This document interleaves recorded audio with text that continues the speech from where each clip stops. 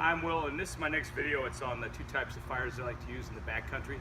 I was talking about this earlier when I was talking about batoning wood. And what I've done here is I've set up both of the two backcountry fires I like to use. They're easy to use, and they serve multiple purposes. This is a teepee fire here. Basically, you're just putting your sticks up just like it looks in a teepee. You put some of your grass or kindling or tinder in the center. You ignite your tinder, and the venturi effect makes that burn. That works pretty good in most conditions, except for rain or snow. Now, if you're up in snow country and you need to make a platform, you're going to make a platform like this. You take your logs and you splice them down the middle if they're wet, and you lay them down to make a platform to keep your fire off of the snow, or if it's real wet, off the wet ground. This allows the fire to consume the wood without being consumed by the steam of the snow melting underneath it. The steam will put out your fire real quick if you don't make it. It's called a platform and a brace. You basically make a platform with wood that you've spliced in half, which will be dry on the inside, the heartwood, this right here. This is all real fresh green wood, so it's not going to burn as well as it should. And this is your brace. It's a large stick, about wrist diameter, and you're going to put it underneath and lay your wood across the top. Start your fire in the center. Use stuff like a pine cone, and for your tinder, you're going to use stuff as dried out grass you can find anywhere, dried out leaves, even in the fall and autumn. Even during the snow, you can find some dried out leaves, and pine cone needles are really good for that also. What you want to do is lay this platform out, splice your wood that you've done by batoning, put your brace, which is a solid piece of wood here, lay your other wood across it in such a manner to get it ready for once the fire in the center is burning. Then you would slowly put this wood on it until it becomes nice and hot. So same thing with this. You start your fire in the middle, in the very center, and from there you will take, and once the fire gets hot and starts getting red coals, you'll start adding more of the wood to it. These are the three basic things you're going to need for your fire. You're going to need tinder, which is basically dried out grass, leaves, and pine cones. And then the next is kindling, which is usually pencil size, finger or thumb size wood, which I've spliced down here.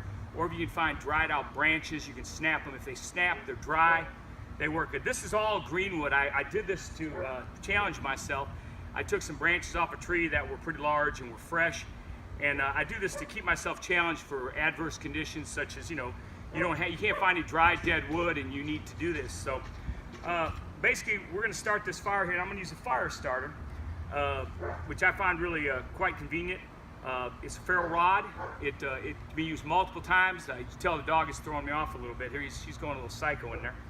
But basically, it just lets off a spark when you go like this. I don't know if you can see it in the daylight. And it works really effectively. So like I said again, in case I forgot it, I tend to go off on tangents. You have tinder, your kindling, and then your fuel. Your fuel can be anything from large-sized logs to round tree branches to wood you've spliced. Now, if it's wet, you want to splice it like I've done there or like here, so that the oxygen can get to it and then it can burn properly. If it's dry, you can just basically throw whole logs on once the fire gets started. What you do basically is with a fire rod, you start it with this.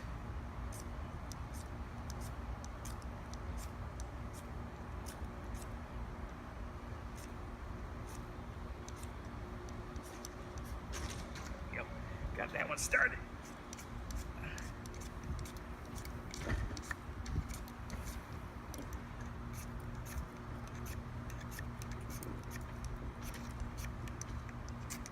I'm at a bad angle here to do this, but I think I can still get it. All right, that one's not working, so we're going to convert the old matches here. Now the neighbor's dogs are going at it. This is a great demonstration. Basically, you start your fire, get it going. Once you get your fire going, you start slowly moving your stuff onto it, and you'll add more to this once it goes. I've got these back here, the fire sticks, which I was going to show you how to start. But now I got this going, you see how basically these will add to it. You can add it to your open spot. When you make a teepee, make sure you leave a spot where you can get into it and put your sticks on it. Same thing with this. Once it starts going, add your fire stick to it first. Let it start get going.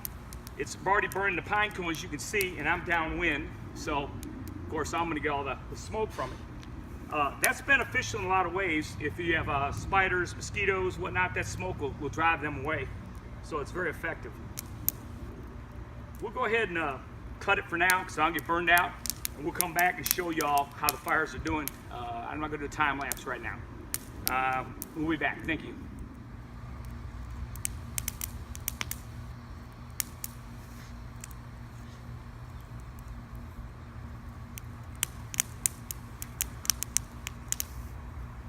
So what you're doing is just adding more wood to it here, getting that fire going. If it falls over, don't worry about it. Just keep adding a little bit of wood, don't smother it, it'll keep burning. As you can see, this is all really green wood, but it's still burning real well. And eventually, we'll come back and we'll add this to it, and you'll still have a large fire going here.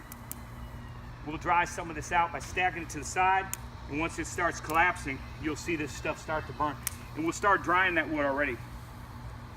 So we'll stop there and we'll come back and do it in a few more minutes.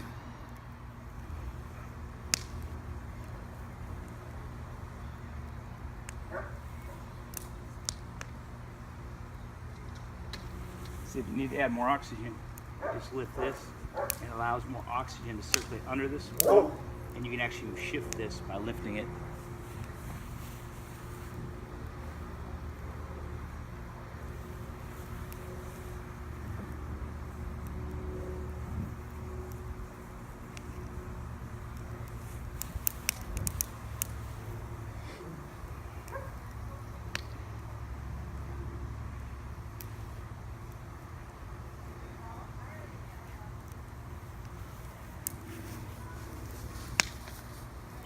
Still filming? Mm-hmm. All right, you can go ahead and cut it. I'm going to add some more. All right, what we've done here is I've added more wood to it. You can see this fire is still burning.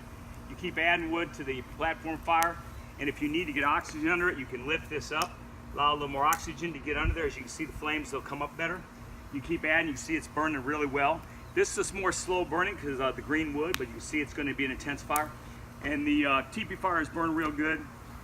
We don't have to watch this whole thing for now. You can see the flames are really good still on this one, even though they're hard to see. They're getting quite red and quite intense. And that one there is burning real good. You can just keep, at this point you can start adding, once they get a little more ash to it and a little more red coals, you can add the thicker piece of lumber I have over here, full-size pieces, and that will burn a lot quicker and will last all night for you. And that's my video. I hope you learned something. I hope you enjoyed it. Thank you.